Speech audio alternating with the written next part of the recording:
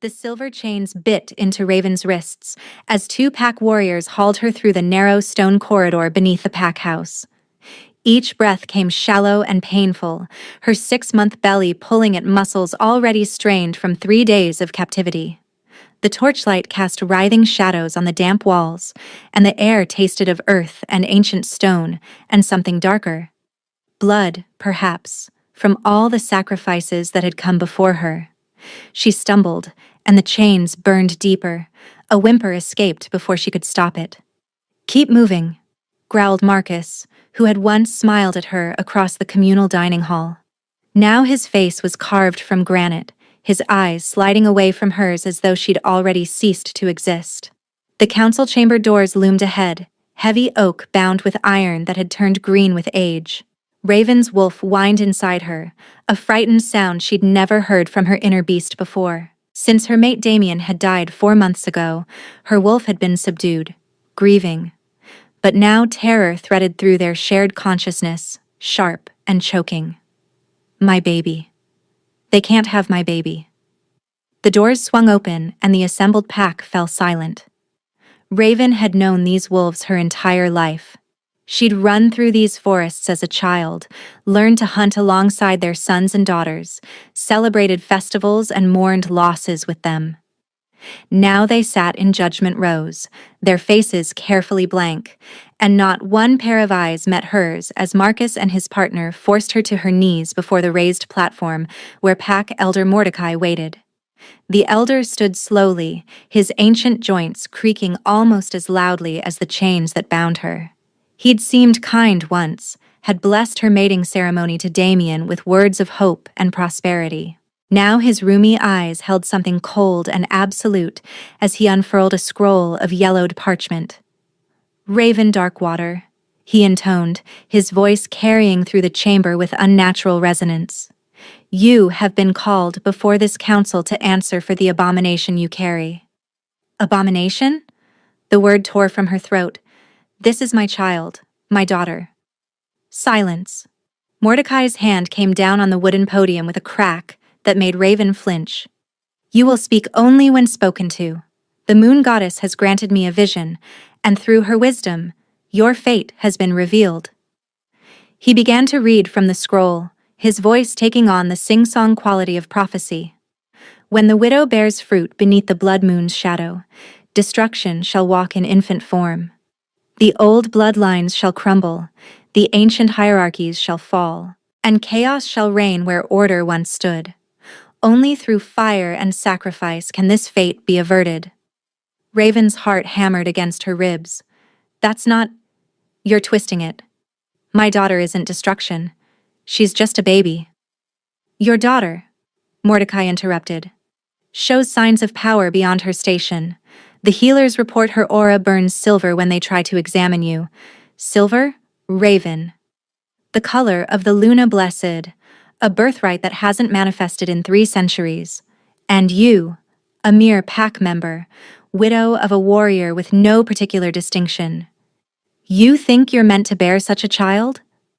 The question hung in the air, laden with contempt. Raven's hands moved instinctively to cradle her belly, but the chains caught, sending fresh agony through her wrists.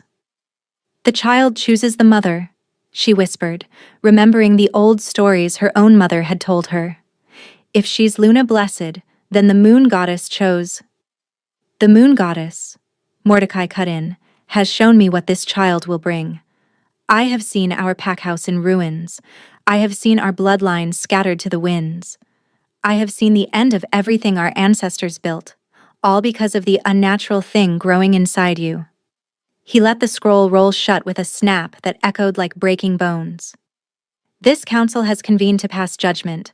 All who believe Raven Darkwater and her unborn child should be offered as sacrifice during the blood moon ritual 3 nights hence. Signify by standing." Raven's eyes swept the chamber, desperate for one friendly face, one voice of dissent. Mordecai rose first, his jaw set but his hands trembling slightly. Then Elder Hawthorne, avoiding her gaze entirely. One by one they stood, some quickly, others after long, agonizing pauses. Clara's face crumpled as she slowly pushed herself up from her seat, tears streaming down her cheeks. "I'm sorry," she mouthed, her voice breaking. "My own children. I can't risk them." Thomas stood with his head bowed, the same weathered hands that had carved her wooden wolf now clenched into fists at his sides. His shoulders shook. Beth was the last to rise, her chair scraping against stone as she fought against herself. "Forgive me, child," she whispered, her voice barely audible. "The pack must survive. The pack must—" Her words dissolved into a sob. They stood like broken monuments to fear, and not one of them could bear to look at her. "No." The word came out broken. "Please. She's innocent. She hasn't done anything wrong. Please." But Mordecai was already gesturing to the warriors, his voice hollow. "Take her to the ceremonial pit. She is to remain there, in the old way, until the blood moon rises. Then her sacrifice will cleanse the corruption from our bloodline, and the goddess will smile upon Shadowpine Pack once more." "No, no, please." Raven fought as they dragged her toward the far door, the one that led down into the earth. Her feet scrabbled for purchase on the smooth stone floor. "Clara, Thomas, you know me, help my baby." But the pack was already fleeing through the main doors, unable to face what they'd done. Only Mordecai remained, watching with those cold, dead eyes as Raven was hauled into darkness. The pit was exactly as the old stories described it, a circular chamber carved from living rock, open to the sky through a shaft barely wide enough for a wolf to pass. The walls were smooth as glass, impossible to climb, and the silver chains binding Raven's wrists were anchored to an iron ring driven deep into the stone floor at the pit's center. They left her with no food, no water, no blanket against the cold that seeped up from the earth. The chain was just long enough for her to huddle against one wall, but not long enough to reach the edges where puddles of old rainwater had collected. As the warrior's footsteps faded above, Raven finally let herself break. Sobs tore through her chest, each one making her daughter kick and squirm as if trying to understand her mother's anguish. She wrapped her arms around her belly as best she could with the chains burning against her skin. "I'm sorry," she whispered to the child inside her. "I'm so sorry, little one. I'll find a way out of this. I promise. I won't let them hurt you. I won't." But 3 days in silver chains with no sustenance, already weakened from pregnancy, what could she possibly do? Raven tilted her head back to stare at the circle of sky visible far above. Stars were beginning to emerge in the deepening dusk, cold and distant as the faces of her former packmates. The tears on her cheeks felt like ice. The scent of dark magic hung over Shadowpine territory like a shroud, thick enough to taste. Leif Frostborn, Alpha King of the Northern Territories, pulled his mount to a halt at the forest's edge, his lips pulling back from his teeth in unconscious warning. "Your Majesty?" Beta Commander Soren drew his own horse alongside, one hand resting on the sword at his hip. "What is it?" "Blood magic." Leif's voice came out rougher than he'd intended. "Old and twisted. Can you not smell it?" Soren's nose wrinkled. "I smell pack wolves. And pine. And... yes. Yes, there's something underneath it all. Something rotten." Leif had lived for over 2 centuries, had survived challenges and wars and losses that would have broken lesser wolves. His first mate's death 70 years ago had carved something essential from his chest, leaving him cold and hollow. He'd thought himself beyond surprise, beyond feeling anything but the weight of duty. But this magic, it pulled at something deep in his gut, something that hadn't stirred in decades. "The reports were accurate then," Soren said quietly. "Dark magic in Shadowpine. Elder Mordecai has always walked a questionable path, but to actually traffic with coven witches. We'll know soon enough." Leif urged his horse forward, and the dozen wolves who comprised his personal guard fell into formation around him. If Mordecai has violated the old laws, he'll answer for it. They rode into Shadowpine territory unopposed, which was telling in itself. A pack that knew itself innocent would have posted sentries, sent escorts to greet visiting royalty. But the forest paths stood empty, and the pack house appeared deserted when they finally emerged into its clearing. Leif dismounted in one smooth motion, his boots hitting earth that thrummed with wrong energy. Every instinct screamed at him to shift, to bare fangs and claws, but he kept his human form through sheer force of will. The pack house doors opened, and Elder Mordecai emerged with a smile that never reached his eyes. Alpha King Leif, what an unexpected honor. Had we known you were planning a visit? Where is your pack?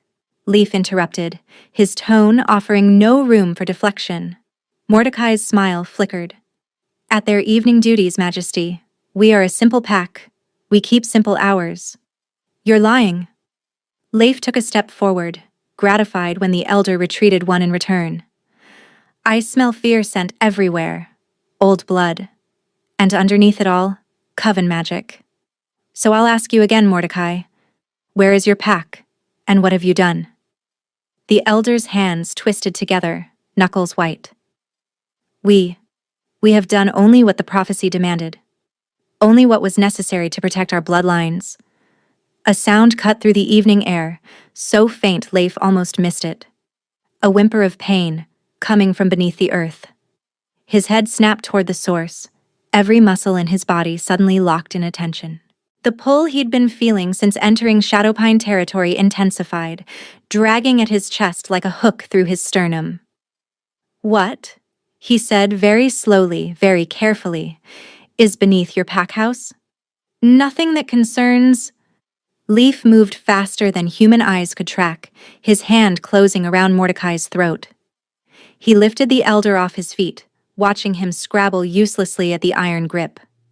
I am your king. Everything in this territory concerns me. Now answer, or I'll rip the truth from your mind myself. The pit, Mordecai gasped. The ceremonial pit. But she's been judged. She's condemned. You have no right. Leif dropped him and was moving before the elder finished speaking. The pull guided him now, an invisible thread leading him around the pack house to a stone structure he'd initially dismissed as a well. But as he approached, he saw the iron grate covering it. The wards scratched into the surrounding stone and smelled fresh blood mixing with silverburn and unwashed fear. Open it, he commanded. My king, I must protest. Soren.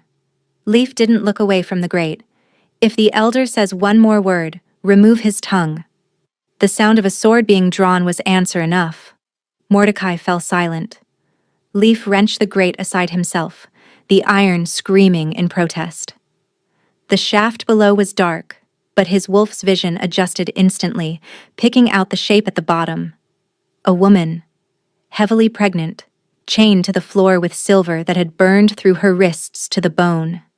Her dark hair hung in matted tangles around a face gone gray with pain and dehydration, and her breathing came in shallow, desperate pants. The moment his eyes found her, everything inside Leif went silent. Then the bond snapped into place with enough force to drive him to his knees. Mate. It wasn't possible. His first mate had died 70 years ago, and wolves didn't get second chances. The moon goddess gave one bond, one perfect match, and when it was severed by death, that was the end. He'd accepted it. He'd mourned it. He'd lived 7 decades in the cold certainty that he would never feel this particular lightning strike again. But there was no mistaking it. The golden thread that suddenly connected his soul to the broken woman below, the overwhelming rightness that flooded through him, the primal need to protect and possess and cherish that hit with the force of an avalanche. Mine, my mate, my Luna. Leif didn't remember climbing down. Didn't remember the 15-foot drop or landing beside her in the dark. He was simply there, kneeling in front of her, his hands hovering over her ravaged wrists because he was afraid to cause more pain. Her eyes fluttered open. Silver, he realized with shock, bright silver despite her weakened state, and their gazes locked. The bond intensified, singing through every nerve, and Leif watched her pupils dilate as she felt it too. Felt him. You're real, she whispered, her voice cracked from thirst. Please tell me you're real. I'm real. His own voice came out rough, barely controlled. "You're my mate." "That's not possible." But even as she said it, her hand rose trembling to touch his face, and when her fingertips brushed his cheek, electricity sparked through his skin. "I was mated. My mate died. You can't. There aren't second bonds." "I know." Leaf caught her hand carefully, cradling it against his chest. "I know. But you feel it, don't you? You feel me." Tears spilled down her cheeks. "They're going to sacrifice me, my baby. In 3 days, when the blood moon rises, they're going to kill us both." Rage flooded through Leaf, so intense his vision edged with red. The chains binding his mate, his Luna, were silver, meant to burn and weaken, and they'd been locked on her for days. The child she carried was his to protect now, his through the mate bond, and someone had condemned them both to death. Someone would pay for that. Many someones would pay. But first, "What's your name?" he asked, though it felt absurd, asking a name when their souls were already intertwined. "Raven," she breathed. "Raven Darkwater." "Raven." He said it like a prayer, like a promise. "I am Leaf Frostborn, Alpha King of the Northern Territories, and I am invoking King's Law to claim you as my Luna." Her eyes widened. "You can't. The pack has no say." Leaf pulled her carefully against his chest, mindful of her belly and her injuries. "King's Law supersedes all pack bonds.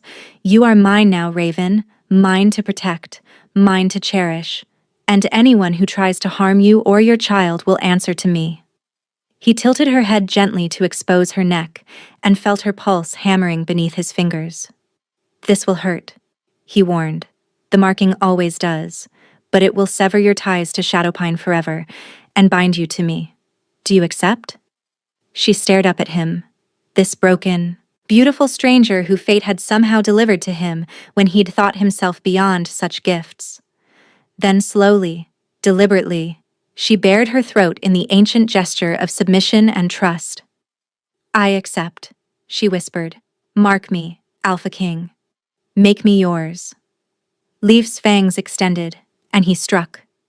The marking was fire and lightning and destiny all at once. His teeth pierced her skin exactly where neck met shoulder, and he tasted her blood. Sweet and strong, with an underlying hint of silver that spoke to the child she carried. Through the bond, he felt her pain spike, then dissolve into something else entirely. Something overwhelming and right as the mate mark took hold. When he released her, his mark blazed on her skin, a silver crescent moon surrounded by frost patterns that identified her as Luna to the Alpha King.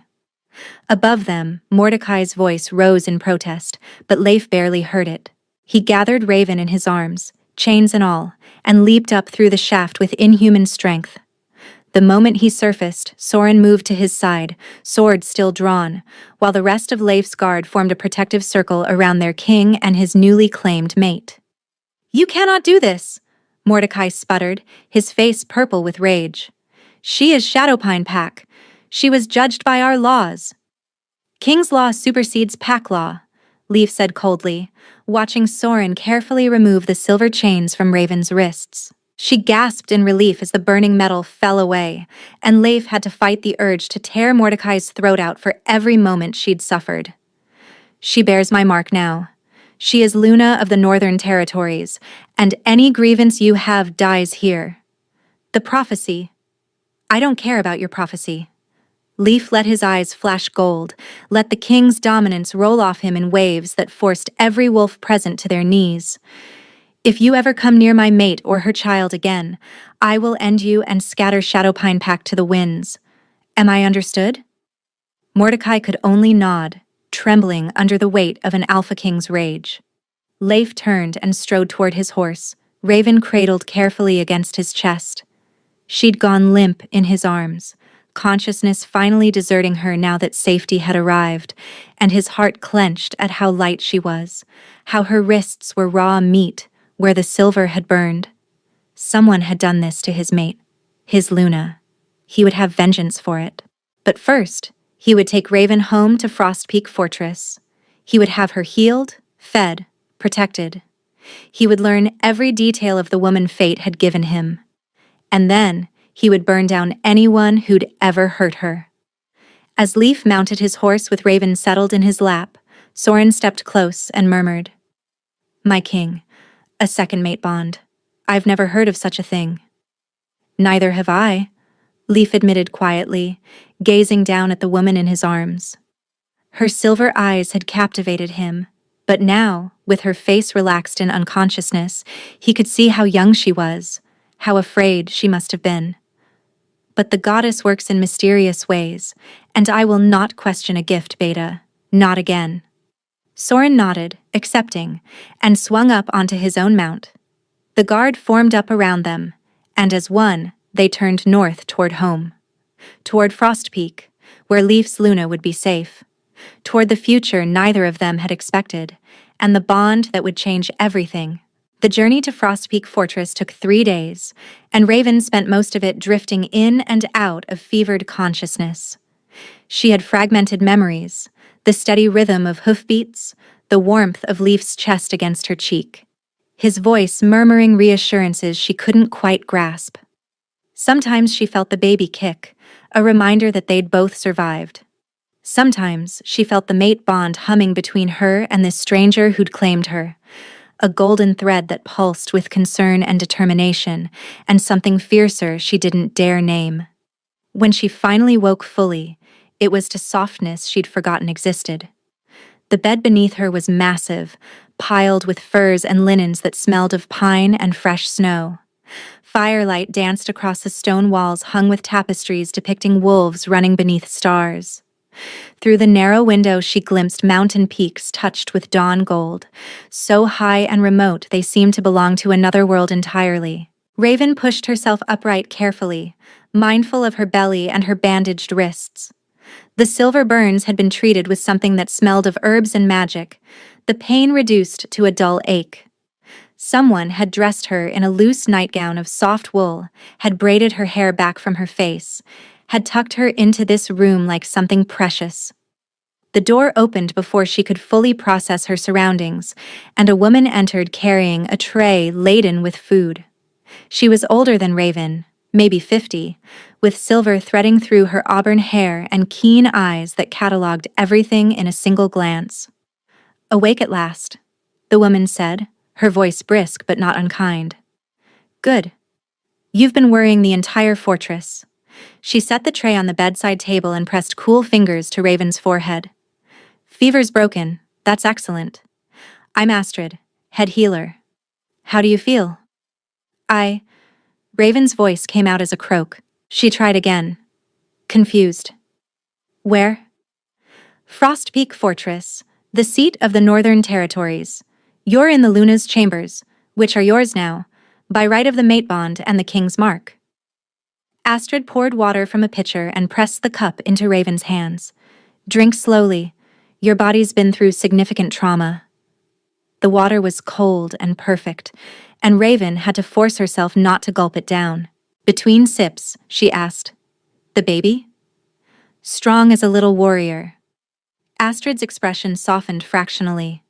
"Heartbeat steady, movements regular. Whatever power she carries protected you both during those days in the pit. You should have lost her, frankly. The silver exposure alone..."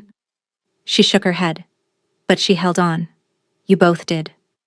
Relief flooded through Raven so intensely she had to close her eyes against sudden tears. "Thank you. Thank you for taking care of us. Thank your mate. He carried you himself for 3 days, barely slept, refused to let anyone else tend you until I threatened to sedate him." Astrid's mouth quirked. "I've served King Leif for 40 years, and I've never seen him like this. The mate bond has its hooks deep in him." The mate bond. Raven's hand drifted unconsciously to her neck, where Leif's mark still burned with residual warmth. She could feel him through it, a presence at the edge of her awareness, vast and controlled and keeping its distance. "Where is he?" "Dealing with the mountain of work that accumulated during your journey. He'll come when he's ready." Astrid gestured to the tray. "For now, you need to eat. Small portions, but regularly. You're feeding too, and you've been dangerously depleted." The food was simple but beautifully prepared, bread still warm from the oven, butter and honey, soft cheese, sliced apples, and a bowl of rich stew that made Raven's mouth water. She ate slowly, conscious of Astrid watching her with clinical assessment.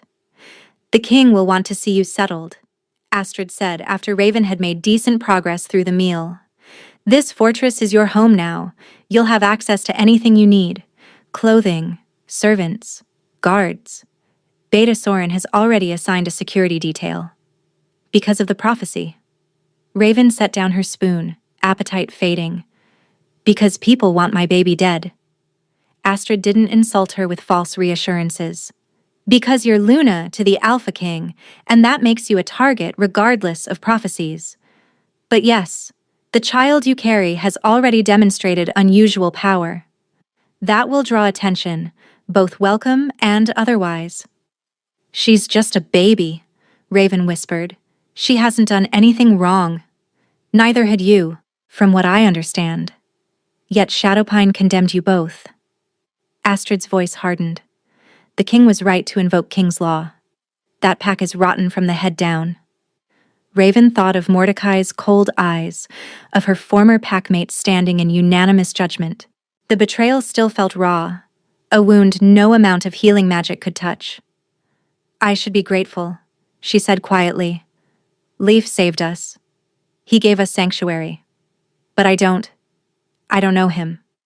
I don't know this place. And everyone keeps calling me Luna like it's real, like I'm supposed to know what that means." Astrid pulled a chair close to the bed and sat, her expression gentling. "What it means, child, is that you're the king's mate and the mother of his heir, because that child you carry is his now, through the mate bond. What it means is that you're second in power only to Leaf himself. What it means is that you have a choice in how you live your life from here forward." "Do I?" Raven's laugh came out bitter. "I was claimed through King's law. I didn't have a say. You could have refused the mark. Leaf would have honored that, even at cost to himself." Astrid held her gaze steadily. "The fact that you bared your throat means you chose this, even if the circumstances were desperate. Don't dishonor that choice by pretending you had none." The words stung because they were true. Raven had chosen. In that moment in the pit, with Leif's eyes blazing gold and the mate bond singing between them, she'd wanted his mark. Had needed it with an intensity that had nothing to do with logic or self-preservation. She still didn't know if that made her smart or desperately foolish. "The king keeps his distance," Astrid continued, softer now. "Because he's afraid of hurting you. His first mate died because he failed to protect her, and that guilt has haunted him for 70 years. Now the goddess has given him a second chance, and he's terrified of making the same mistakes." Raven's throat tightened. "I don't need his fear. I need—" She stopped, unsure how to finish. What did she need? Safety for her baby? Yes. But she'd felt something when Leaf marked her. Something that went deeper than gratitude or desperation.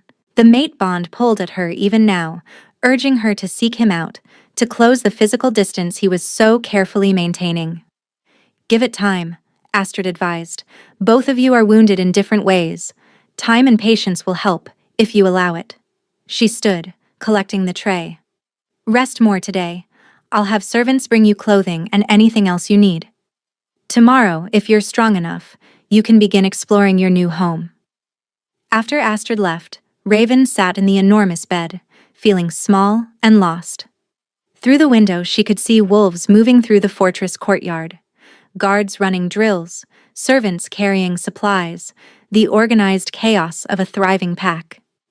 She pressed her hand to her belly, feeling her daughter's steady movements. "It's just us," she whispered, "like it's always been. We'll figure this out together." But even as she said it, she felt Leif's presence through the bond, distant but watchful, and wondered if just us was even possible anymore. 3 days passed before Raven saw Leif again. She spent the time recovering and exploring her new surroundings with careful steps. The Luna's chambers were connected to a sitting room, a private library, and a bathing room with a stone tub large enough for 3 people. Her wardrobe had been filled with clothing in her size, simple dresses for now, accounting for her pregnancy, but also fine gowns she couldn't imagine wearing. Servants came at regular intervals, always respectful, always calling her Luna in tones of reverence that made her uncomfortable. Beta Soren visited briefly to explain the security arrangements. 2 guards would be stationed outside her chambers at all times. She was not to go anywhere in the fortress without escort. If she needed anything at all, she had only to ask. "The king's orders," Soren had said, his scarred face impassive. "Your safety is paramount." Raven had thanked him, but the weight of being watched, protected, isolated pressed down like a physical thing. The fortress itself was magnificent. Ancient stone corridors lit by torches and magic lights, soaring ceilings carved with wolf motifs, windows that framed the mountain peaks in every direction.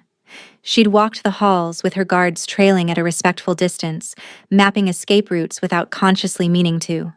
Old habits from her time in Shadowpine, when Damien's moods had been unpredictable and dangerous. She was standing in the Great Hall on the 3rd evening, studying a massive tapestry depicting a battle between wolves and shadow creatures, when she felt Leif before she saw him. The mate bond flared to life, sudden and intense, and she turned to find him in the doorway. He looked tired, she thought. His dark hair was tied back carelessly, and his formal coat hung open over a simple shirt. But his golden eyes were as intense as she remembered, and when they locked on her, the air between them seemed to thicken. "Raven." His voice was low, controlled. "You're recovering well. Thanks to Astrid." She was proud her voice didn't shake, "and to you. For everything." Leif moved into the hall, though he maintained careful distance between them. "I apologize for not visiting sooner. There were matters that required immediate attention." "You don't have to explain." Raven cut him off gently. "I understand you're a king. You have responsibilities." Something flashed in his eyes. Relief or regret? She couldn't tell. "I wanted to see you. Every moment. But I thought you might need space. After everything you've been through." "Space," Raven repeated. The word felt strange. She'd had nothing but space for 3 days, and it had felt more like abandonment. But she couldn't say that. Couldn't burden this stranger who'd saved her with expectations he hadn't asked for. The silence stretched between them, awkward and charged. Through the bond, Raven felt his desire to come closer, to touch her, warring with iron control that held him rigid. "Would you walk with me?" Leif asked finally. "There's something I'd like to show you." Raven nodded, and they moved through the fortress corridors side by side, not touching, her guards trailing at a distance. Servants and pack members they passed immediately bowed, their eyes widening when they saw their king and his new Luna together. Raven felt their curiosity like a physical weight, their speculation and assessment. Leif led her up a winding stair and out onto the fortress battlements. The evening air was cold and thin, scented with snow and pine.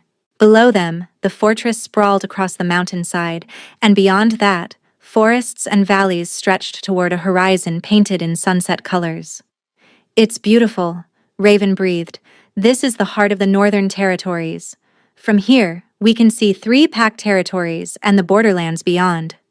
Leif pointed to various landmarks, his voice falling into the cadence of someone describing something beloved. "That forest to the east is Ironwood Pack, the river valley south is Stoneclaw territory, and those peaks." He gestured to mountains even higher than Frost Peak, their summits lost in clouds. "Those are the Savage Lands, where no pack has successfully claimed territory in centuries." Raven listened, aware of how his presence affected her, the way her pulse quickened when he stood close, the way her skin felt too tight, the way the mate bond thrummed between them like a plucked string. She'd felt attraction before, had been mated before, but this was different. This was inevitable and overwhelming and terrifying. "You don't have to keep your distance," she said quietly. "I can feel you fighting the bond. It must be exhausting." Leif went very still. "I don't want to pressure you. You've been through trauma. You need time to heal, to adjust." What I need, Raven interrupted, turning to face him fully, is to not feel like a burden you're managing. You saved me. You marked me. But ever since, you've been treating me like I'm made of glass. His jaw tightened. You nearly died. But I didn't. And neither did my daughter. She pressed a hand to her belly, feeling the baby's reassuring movements. We're stronger than we look. I know that. Leaf's eyes blazed suddenly with intensity that made her breath catch. I know you survived things that would have broken most wolves. I know you're strong, Raven. That's not...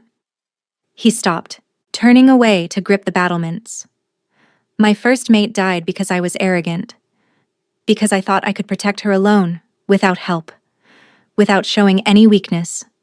And I failed. The pain in his voice was raw, decades old but still fresh. Raven's heart clenched. I won't fail you, Leaf continued, his knuckles white on the stone. I won't fail your daughter, but that means being careful, being certain, not rushing into something because the bond demands it. The bond demands it because we're mates, Raven said softly. She stepped closer, close enough that she could feel his body heat. Fighting it won't change that. No. His voice was rough. But I need time. We both do. Time to learn each other, to build trust that's more than just instinct and chemistry. He was right. Raven knew he was right, but when he finally turned to look at her again, when their eyes met and the bond surged between them, all she wanted was to close the distance, to feel his arms around her, to believe that maybe she'd finally found someone who wouldn't hurt her. Instead, she nodded. Time. I can do time. Leaf's hand lifted as if to touch her face, then fell back to his side. Thank you. For understanding.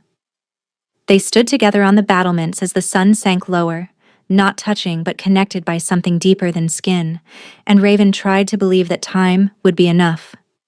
She didn't notice the shadow watching them from the forest below, or the way it melted back into darkness with purpose and malice. The attack came on the 5th night, when Raven had finally begun to feel safe. She'd spent the evening in the library adjoining her chambers, reading through texts on Luna-blessed children that Astrid had provided. The information was sparse, only 3 verified cases in recorded history, all of them ending in either tragedy or legend, depending on who told the story. Raven had pressed her hand to her belly repeatedly, trying to reconcile the sleeping child inside her with the tales of wolves who could command moonlight, who could force submission from alphas, who had united or shattered entire kingdoms.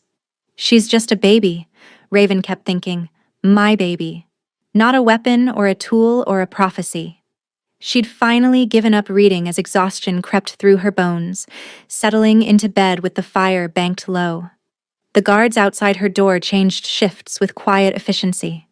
She felt Leaf somewhere in the fortress. His presence through the bond had become familiar, a constant reassurance even when he wasn't physically close. Sleep came easier than it had in weeks. She woke to hands around her throat. Raven's eyes snapped open to find a figure in black looming over her, face covered by a mask, fingers squeezing her windpipe with brutal efficiency. She clawed at the attacker's hands instinctively, her wolf surging up in panic. But pregnancy had weakened her, and the element of surprise gave her assailant every advantage. The baby, she thought desperately. Protect the baby.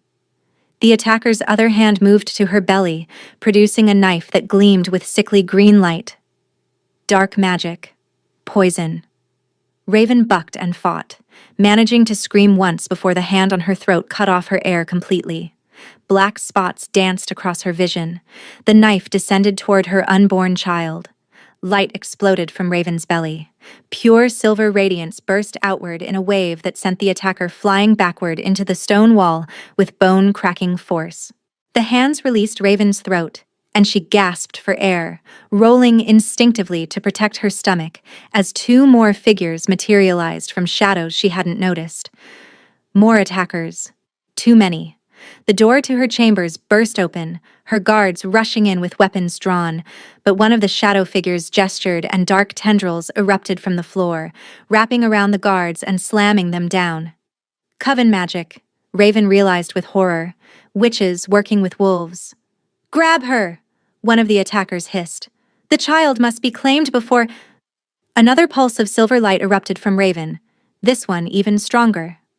It burned through the dark tendrils like acid, and the attackers recoiled with screams of pain. Raven felt her daughter's presence for the first time as a separate consciousness, fierce and protective, and impossibly powerful for someone yet unborn. "Mama, protect Mama." Tears streamed down Raven's face as she scrambled off the bed, her back against the wall, one hand pressed to her belly. "Stay away from us," she snarled, her voice raw from near strangulation. "Stay away, or she'll burn you all." The attackers exchanged glances, regrouping. There were 4 of them now. 3 wolves and 1 witch, Raven thought, judging by the different quality of their magic. Too many for her to fight in her current state, even with her daughter's power. The witch stepped forward, her covered face tilted thoughtfully. "The child is even stronger than the prophecy indicated. Perfect. Lord Garrett will be most pleased." "Garrett?" Raven's mind raced. She'd heard the name, Leaf's brother, exiled decades ago for attempting to overthrow the king. "Take her," the witch commanded. "Now, before—" A roar of pure rage shook the entire fortress. Leaf exploded through the doorway in a form that was neither fully human nor fully wolf. Something between. Something terrifying. His eyes blazed molten gold, fangs extended past his lips, claws like daggers extending from hands that had grown massive and deadly. The mate bond between them had become a howling storm, broadcasting his fury and fear to every corner of Raven's consciousness. He tore through the first 2 attackers before they could even raise their weapons, his claws opening throats and chests with surgical precision. The witch tried to hit him with a binding spell, but Leif moved faster than any werewolf Raven had ever seen, closing the distance and driving his hand through the woman's chest. She crumpled, dead before she hit the floor. The last attacker, the one who'd first tried to strangle Raven, attempted to flee through the window. Leaf caught him mid-leap and slammed him down onto the stone floor hard enough to crack bone. "Who sent you?" Leaf's voice was barely recognizable, more growl than words. His hand closed around the attacker's throat, claws pricking skin. "Answer, or die slowly." The attacker laughed, blood bubbling on his lips. "Lord Garrett sends his regards. Brother, he'll have the Luna blessed, one way or another. And when he does, you'll watch everything burn." "Never." Leaf's claws flexed, and the attacker went limp. Then Leaf was across the room, pulling Raven into his arms with a gentleness that contrasted sharply with the violence he'd just displayed. His hands ran over her frantically, checking for injuries, his breath coming in harsh pants against her hair. "Are you hurt? The baby? Tell me the baby's all right." "We're okay." Raven's voice shook. "She protected us. There was silver light and I felt it. Through the bond." Leaf pulled back just enough to cup her face, his eyes still blazing gold but focused entirely on her. "I felt her power, and I felt your terror, and His voice broke. "I almost didn't get here in time." "But you did." Raven pressed her hand over his where it rested against her cheek, the mate bond settling from howling storm to steady reassurance. "You saved us." More guards poured into the room, Beta Soren leading them with his sword drawn and expression thunderous. He took in the carnage, 4 dead attackers, the Luna safe in the king's arms, and immediately began barking orders. "Secure the fortress. I want every entrance checked, every shadow investigated. Someone find healer Astrid. The Luna needs examination." He turned to Leif. "My king, we should move her to more secure. She stays with me." Leif's tone allowed no argument. He lifted Raven carefully into his arms, mindful of her belly, and carried her toward the door. "My chambers. Post guards at every entrance. No one gets through." Raven didn't protest. She wrapped her arms around Leif's neck and let him carry her through corridors that had suddenly become dangerous, let the mate bond wrap around them both like armor, and tried not to think about the witch's final words. Lord Garrett will be most pleased. Leif's exiled brother was hunting her child, and he'd proven tonight that fortress walls wouldn't be enough to keep them safe. Leif's private chambers were twice the size of Raven's, dominated by a massive bed and a fireplace large enough to stand in.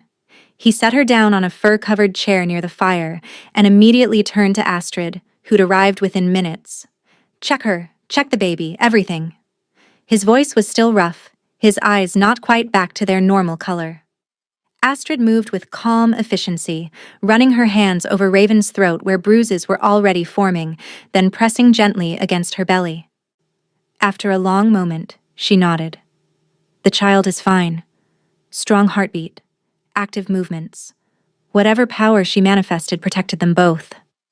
Some of the tension bled from Leif's shoulders, but he remained coiled tight, watching Raven like she might disappear if he looked away. "The attackers," Raven said quietly. "They mentioned your brother, Garrett." Leif's expression went hard. "My half-brother, exiled 40 years ago for attempting to assassinate me and claim the throne. He should be in the Wasteland territories, nowhere near Frost Peak." The witch said he wanted the Luna Blessed. Raven's hand moved protectively to her belly. "That's why Shadowpine tried to sacrifice us, wasn't it? Not because of the prophecy, but because someone wanted my daughter's power. Garrett has always been ambitious and reckless." Soren had followed them to the chambers, his presence solid and reassuring. If he's allied with a dark coven and learned about the child, yes, he'd want that power for himself. Luna Blessed can amplify an alpha's strength 100-fold. With that kind of power, he could challenge your throne, my king. Leif's hands clenched into fists. He won't get near her. Or Raven. He already has, Raven pointed out, hating how her voice shook. His people got past your guards, into my chambers. If my daughter hadn't... She stopped, pressing both hands to her belly. If she hadn't protected us, we'd be dead or taken. The truth of it hung in the air, terrible and inescapable. "The fortress will be secured," Leif said, moving to kneel in front of Raven's chair so their eyes were level. "I will post guards at every entrance. I will have wards reinforced. I will hunt down every single person involved in this attack and make them answer for daring to touch my mate." His mate. The possessive certainty in his voice sent heat through Raven's chest despite everything. "But," Leif continued, his voice softening fractionally, "Soren is right. This fortress isn't enough. Garrett is bolder than I anticipated, and the Coven's magic is stronger than our defenses. We need to take active measures." "What kind of measures?" Raven asked. Leif's jaw tightened. "I need to call in allies, strengthen the pack bonds, prepare for war, because that's what's coming." He reached out carefully, his fingers ghosting over the bruises on her throat. "And you need to stay close to me. From now on, you don't leave my sight unless absolutely necessary." "That's not practical." "I don't care about practical." His eyes blazed again, and she felt the mate bond surge with fierce protectiveness. "I care about keeping you alive, both of you." Raven wanted to argue, wanted to insist she wasn't helpless, but the memory of hands around her throat was too fresh. The knowledge that without her daughter's intervention, she'd be dead or worse. "Okay," she said quietly. "We'll do this your way." Relief flooded through Leif's expression. He stood, issuing orders to Soren about security protocols and allied pack communications, his mind already working through logistics and strategy. But every few moments, his eyes would return to Raven, checking that she was still there, still safe. As the others departed to carry out his orders and Astrid finished her examination, Leif helped Raven to the massive bed. "Sleep," he commanded gently. "I'll be right here. Nothing will touch you again." "Where will you sleep?" Raven asked, suddenly aware of the intimacy of sharing his chambers, of the enormous bed that seemed designed for more than one person. "I won't." Leif moved to a chair positioned where he could see both the bed and the door, settling in with predatory stillness. Not until I'm certain you're safe. Raven wanted to protest, but exhaustion was dragging at her. The adrenaline from the attack was fading, leaving her wrung out and aching. She climbed beneath the furs, feeling her daughter settle as well, and through heavy-lidded eyes, watched Leif keep his vigil. The last thing she saw before sleep claimed her was his golden eyes reflecting firelight, watching over her with the intensity of a wolf guarding his mate. And despite everything, the attack, the danger, the uncertainty, she felt safer than she had in years. The darkness in Leif's chambers was absolute. For 3 days he'd refused to let anyone light the fires or open the curtains, and the room had taken on the quality of a tomb. Cold, airless, suffocating. Soren stood in the doorway, his eyes adjusting slowly to the shadows, and finally made out his king's form slumped in the chair by the dead hearth. "My king," Soren said quietly, "you need to eat something." No response. Leif sat motionless, staring at nothing, and through the pack bonds, Soren could feel the howling emptiness where his alpha's heart should be. The entire fortress felt it. A grief so profound it had driven lesser wolves to their knees, a pain that echoed through every stone and timber. "Leif." Soren stepped inside, closing the door behind him. "I know you're hurting. We all feel it. But you can't. She's gone." Leif's voice was raw, barely human. "The bond is dark. She's gone, and I failed her. Just like I failed Alara. You don't know that she's... Don't." The word cracked like a whip. "Don't tell me there's hope when I can feel the emptiness where she should be. A severed bond means death, Soren. You know that." Soren moved closer, his mind racing. He'd served Leif for 40 years, had stood beside him through wars and losses and the long, cold decades after his first mate's death. He'd watched this king rebuild himself from grief once before, had seen him become something harder, colder, but functional. Now, with Raven's disappearance, all that careful reconstruction had shattered. "A severed bond isn't the same as a dead mate," Soren said carefully, the words forming even as the idea crystallized. "If Raven were dead, you'd feel it. That final snap. That absolute ending. But you said the bond went dark. Dark isn't the same as gone."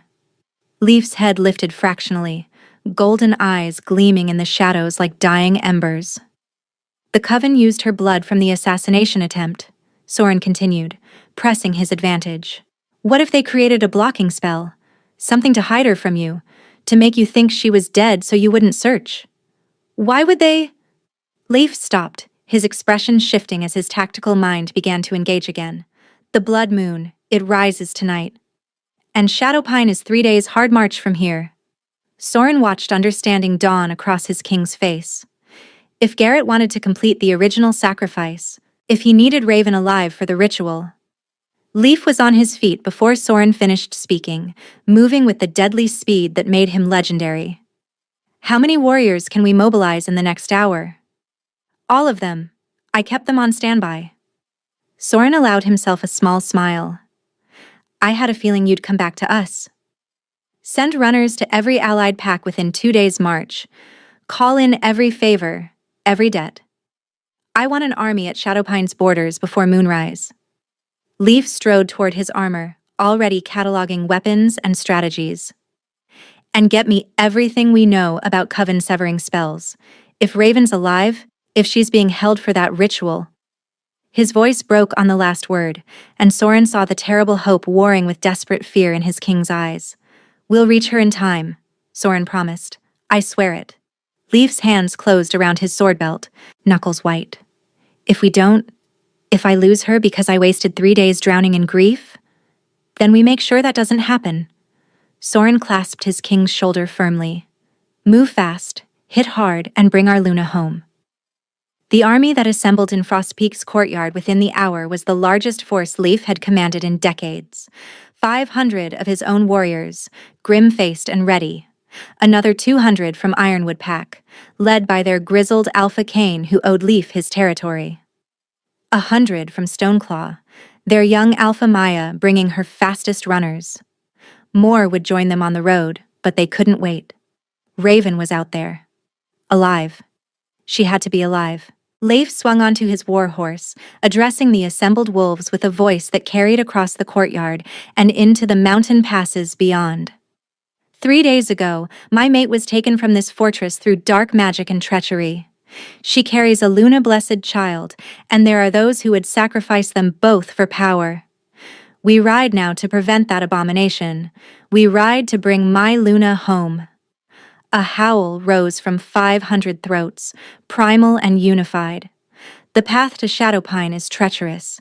The enemy will have laid traps, posted guards, done everything possible to slow us down. We don't have time for caution.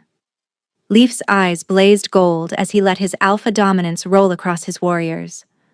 We run at full speed, we fight through anything that stands in our way, and we reach Shadowpine before the blood moon reaches its apex. Failure is not an option. Another howl, louder this time, and Leif felt his pack bonds thrumming with their determination, their loyalty, their readiness to die for their king's mate. He kicked his horse forward, and the army surged after him like an avalanche. The mountain passes between Frost Peak and Shadowpine were narrow and treacherous, winding through terrain that could kill the unprepared. Leif pushed them harder than he'd ever pushed his wolves before, maintaining a pace that had horses lathering and warriors shifting to wolf form just to keep up. They covered in hours what normally took a day, leaving the slower supply wagons far behind. The first ambush came at the Knife's Edge Pass, where the trail narrowed to barely 10 feet across with sheer drops on either side. Garrett's mercenaries had blocked the path with fallen trees and waited in the rocks above. They struck as Leif's vanguard entered the bottleneck, arrows and spears raining down, boulders tumbling toward the compressed warriors. Leif shifted mid-stride, his wolf form massive and silver-touched, and leaped directly into the attacker's position. His jaws closed around the throat of the first mercenary before the man could scream. Around him, his warriors followed their king's lead, scaling the supposedly unclimbable cliff face with claws and desperate strength. The battle was brief and brutal. Garrett's mercenaries were skilled, but they weren't prepared for an Alpha King's fury. Leif tore through them like a force of nature, and within minutes, the pass was clear, littered with bodies that would feed the mountain ravens.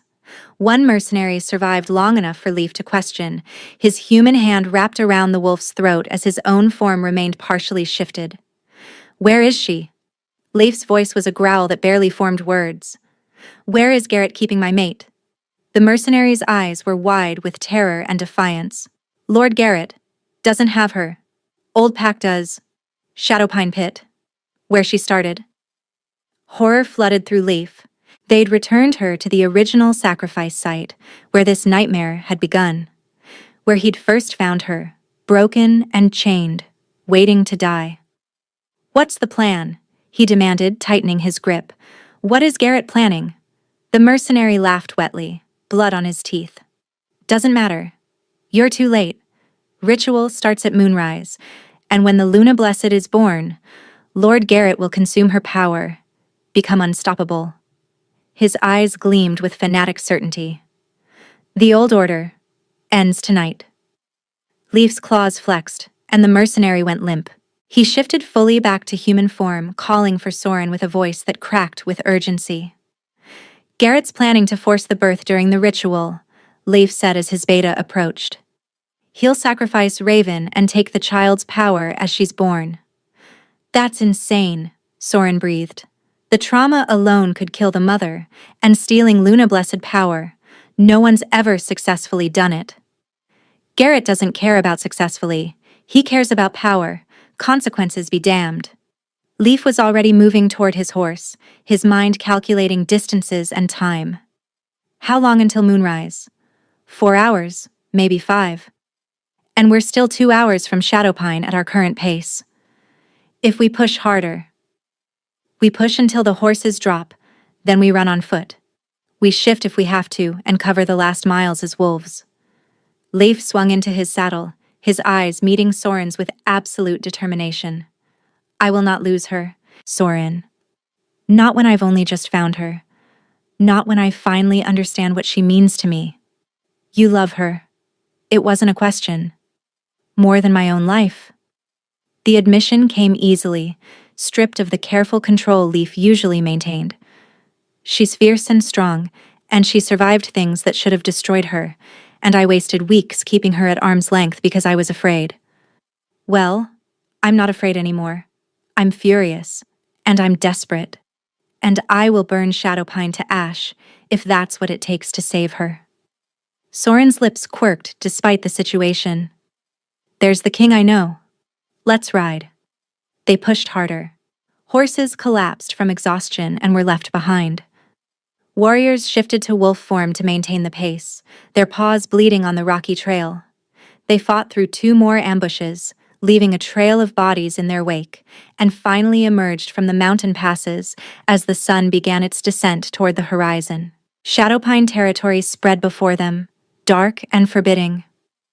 We're close, Leif murmured, and through the darkness that had consumed the mate bond, he felt the faintest flutter, like a heartbeat heard through deep water, like a candle glimpsed through thick fog. She's still alive, and she's fighting. Then let's make sure she doesn't fight alone, Soren said. The army surged forward, and somewhere ahead, the blood moon began to rise. The pit smelled the same as it had the first time. Earth and old blood and despair. Raven's eyes opened slowly, her body screaming protest as consciousness returned. Silver chains bit into her wrists again, the burns fresh and agonizing, and she was back where this nightmare had started. Full circle to her death. No. The thought came fierce and absolute. No, I'm not dying here. My daughter isn't dying here. She could feel her baby moving frantically inside her, responding to Raven's terror with pulses of power that made her skin glow faintly silver. The child was close to term now. 8 months, maybe a few days more, and the severing spell that had transported Raven back to Shadowpine had triggered early labor. Contractions rippled through her belly at irregular intervals, not consistent enough yet for true labor, but a warning of what was coming. Above, through the shaft that led to the surface, she could see the sky darkening toward dusk. The blood moon would rise soon, and with it, the ritual that would end both their lives. Unless I fight. You chose me, Raven whispered to her daughter, pressing her bound hands to her belly. Astrid said Luna-blessed children choose their mothers for their strength. You chose me because you knew I wouldn't give up. Because you knew I'd fight for you. The baby kicked, strong and deliberate, and Raven felt something shift in their connection. Before, her daughter's power had felt separate, beyond her reach, except in moments of extreme danger. Now, as Raven reached out deliberately through their bond, she felt the child reach back. Together, Mama. We fight together. The voice in her mind was wordless but clear, a presence and a promise, and power flooded through Raven's body like silver fire. Her eyes began to glow. The chains that bound her wrists were silver, meant to suppress and burn, but as Luna-blessed power channeled through Raven's hands, they began to crack. She pulled, gritting her teeth against the agony of silver against raw flesh, and the ancient metal shattered like glass. Raven staggered to her feet, free for the first time in, how long? Hours? Days? Time had blurred during the unconsciousness that followed the severing spell. Her body was weak, her belly enormous and awkward, but her daughter's power sang through her veins, making her stronger than she'd ever been. Above, she heard voices. Footsteps approaching the pit. They were coming for her. Raven looked up at the 15-foot shaft and the circle of darkening sky beyond. Impossible to climb, even without the pregnancy. The walls were smooth as glass, offering no purchase. But she had power now. She had her daughter's strength. We can do this, she told her child. Trust me. Raven pressed her glowing hands to the pit wall and pushed her will into the stone. The ancient rock responded, roughening beneath her palms, creating handholds that hadn't existed moments before. She began to climb, her pregnant belly making it awkward and difficult, but determination pushed her upward. The grate above her slid open, and Pack Elder Mordecai's face appeared, backlit by the rising moon. His eyes widened when he saw her climbing toward him. "Impossible," he breathed. "The chains!" Raven's hand shot out and grabbed his ankle. Power surged from her palm into his body, and the elder screamed, jerking back as silver light burned him. She used his recoil to haul herself up the last few feet, emerging from the pit like a vengeful spirit. 4 coven witches stood in a circle around the pit, their hands already weaving dark magic for the ritual. Behind them, a dozen Shadowpine wolves watched with expressions ranging from fear to anticipation. And at the back, barely visible in the gathering darkness, Raven saw him. Garrett. Leaf's half-brother was tall and lean, with the same golden eyes but a face marked by cruelty and ambition. He smiled when he saw her, slow and predatory. "The Luna emerges," he said, his voice carrying across the clearing. "How dramatic. Though I'm afraid you've only delayed the inevitable, little Raven. Your daughter's power will be mine tonight, whether you cooperate or not." "You'll have to kill me first," Raven snarled, and her voice echoed with double tones as her daughter's presence merged with hers. "That," Garrett said pleasantly, "was always the plan." The witches struck simultaneously, their dark magic lashing toward Raven like whips of shadow. She threw up her hands instinctively, and silver light erupted from her palms, meeting the dark magic in a collision that sent shockwaves across the clearing. Wolves staggered back. Trees groaned. The earth itself seemed to shudder. Raven couldn't hold them all off. Not pregnant, not weakened from captivity, not against trained coven witches and a mad alpha. But she didn't have to hold them off forever. She just had to survive until moonset. Or until help arrived, if help was coming at all. Leaf, she thought desperately, reaching through the severed bond even though she knew it was useless. "Leaf, I'm fighting. I'm fighting for us. Please." A witch's spell broke through her defenses, striking her shoulder and sending her spinning. Raven hit the ground hard, protecting her belly instinctively, and rolled to find herself surrounded. The Shadowpine wolves were advancing now, their eyes empty of mercy, moving to restrain her for the sacrifice. She recognized their faces, wolves she'd known her entire life, now ready to kill her for a prophecy they didn't understand. "I'm sorry," she whispered, and her hands touched the earth. Silver light exploded outward in a pulse that sent every wolf flying backward. Raven staggered to her feet and ran, her body protesting every step, heading for the one place in Shadowpine territory where ancient magic might shield her.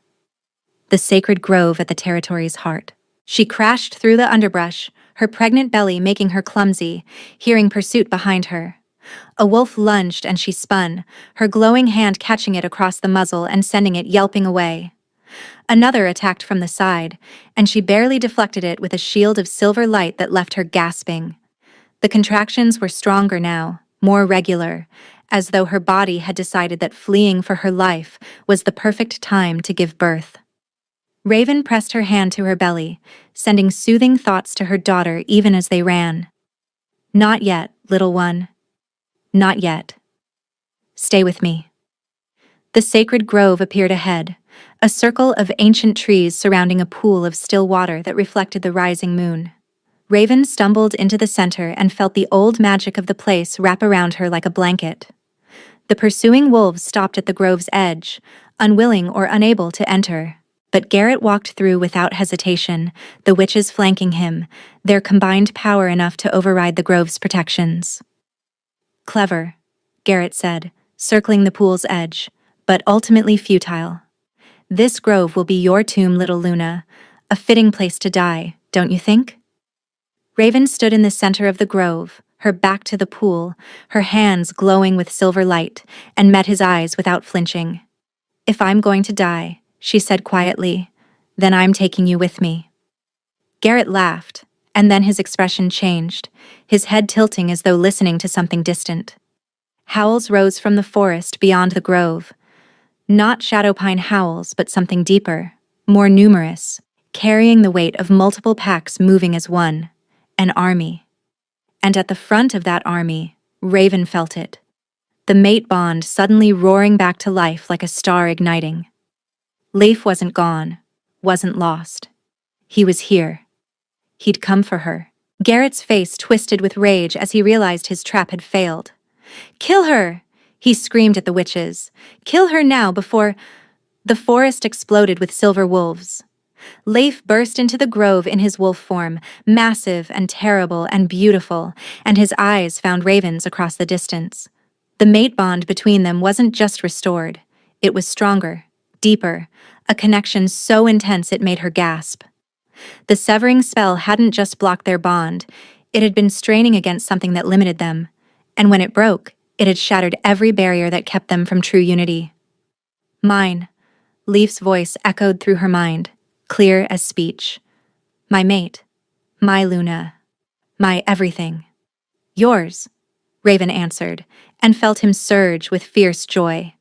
Garrett shifted to wolf form and leaped at Raven, claws extended, jaws wide.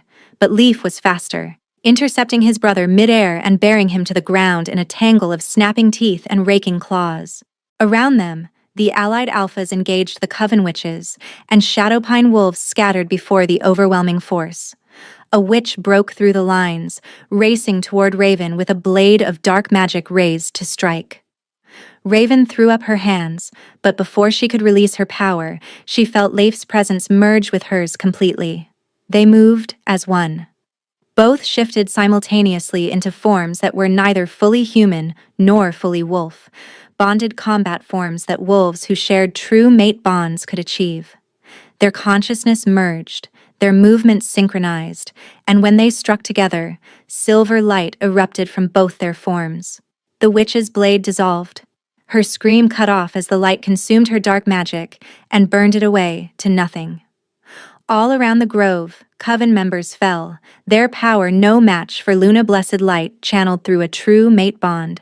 Garrett, bleeding from a dozen wounds, tried to flee, but Leif's jaws closed around his throat and bore him to the earth. "Don't kill him," Raven thought through their connection. "Death's too easy. Make him live with his failure."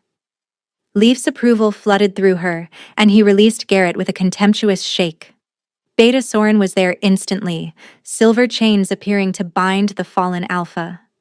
Other warriors rounded up the surviving Shadowpine wolves, including Elder Mordecai, who knelt with his head bowed in defeat.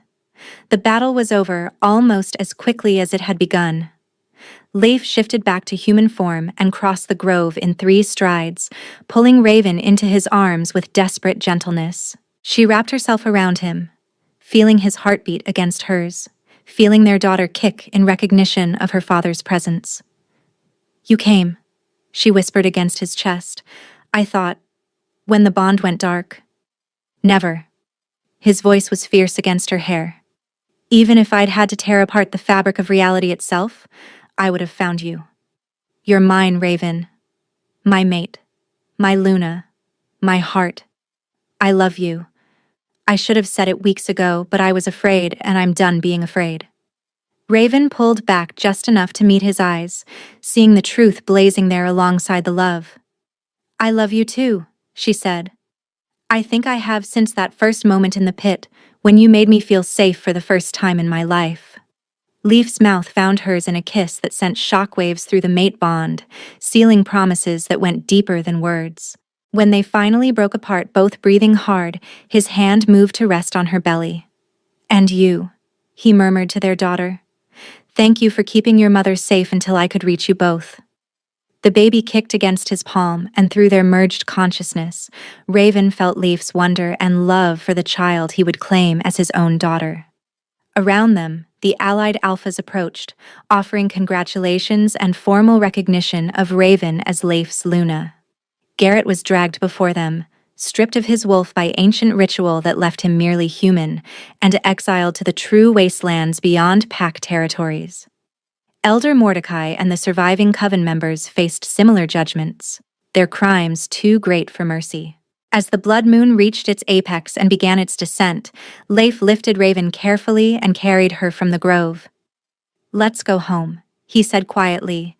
"You, me, and our daughter. Let's go home and begin our real life together." Raven rested her head against his shoulder, feeling safe and loved and whole for the first time since childhood, and whispered her agreement. They went home together, and the prophecy that had nearly destroyed them became instead the foundation for something beautiful and new.